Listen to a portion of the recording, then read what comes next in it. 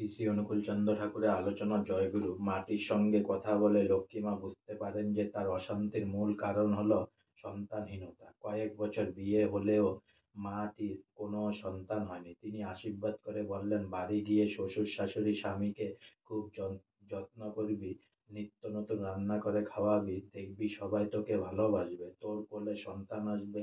লক্ষ্মী মায়ের আশীর্বাদে অল্প দিনের মধ্যে মাটি সন্তান সম্ভবা হলেন এবং সন্তানকে কোলে নিয়ে প্রসন্ন মনে ঠাকুরকে প্রণাম করে গেলেন।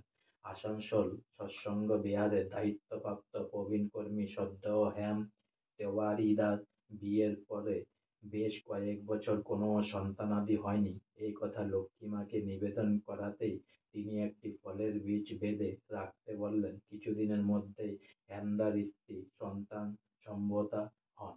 আজকে আমার শ্রী শ্রী অনুকূলচন্দ্র ঠাকুরের আলোচনা এখানেই সমাপ্ত হলো। তাই অনেক অনেক সাবস্ক্রাইব করুন, অনেক অনেক লাইক করুন, অনেক অনেক ভালো থাকুন, অনেক অনেক সুস্থ থাকুন, অনেক অনেক আনন্দে থাকুন, অনেক অনেক হেল্প করুন, আর সঙ্গে বলুন জয় গুরু।